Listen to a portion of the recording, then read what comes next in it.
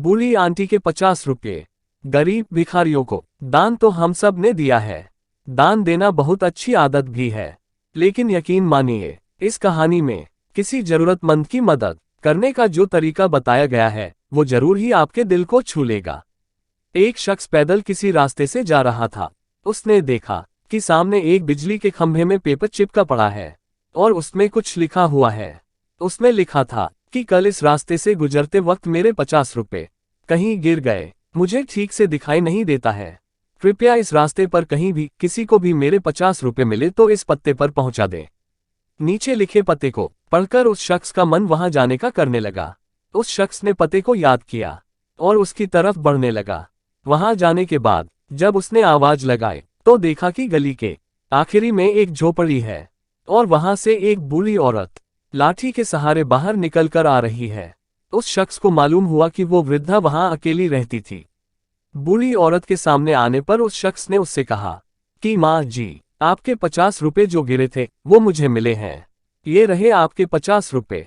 उस शख्स की बात सुनकर बूढ़ी औरत रोने लगी और कहा, बेटा, कल से अब तक करीब 20-25 लोग मुझे 50 रुपये देकर जा चुके हैं।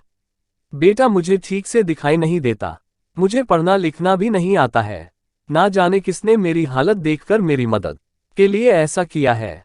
उस शख्स के बहुत कहने पर उस बूढ़ी औरत ने उससे 50 रुपये तो ले लिए, लेकिन उस शख्स से विनती करते हुए कहा कि बेटा, जाते वक्त वो संदेश जरूर फाड़ कर फेंक देना। ना जाने किसने मुझ पर तरस खाकर ऐसा किया है। उस शख्स ने सिर हिलाते हुए बूढ़ी औरत की बात पर हामी भर ली। थोड़ी दूर जाने के बाद वो शख्स सोचने लगा कि आखिर मुझसे पहले आए उन 20-25 लोगों को भी तो उस बूढ़ी औरत ने वो संदेश फाड़ने को कहा होगा, लेकिन किसी ने उसे अब तक फाड़ा नहीं है, तो फिर मैं कैसे उसे फाड़ दूं?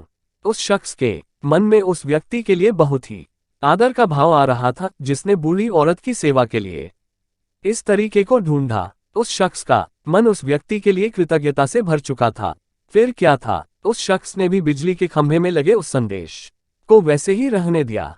दोस्तों, इस कहानी से हमें यही सीख मिलती है कि हमारे मन में सिर्फ कर्म करने की इच्छा होनी चाहिए। मदद के तो अनेकों तरीके हैं। अगर हमारे अंदर किसी की मदद करने की इच्छा हो तो हम किसी ना किसी रूप में भी जरूरतमंद की सेवा कर सकते हैं। कर्म तेरे अच्छे है तो किस्मत तेरी दासी है, नियत तेरी अच्छी है तो घर में मथुरा काशी है।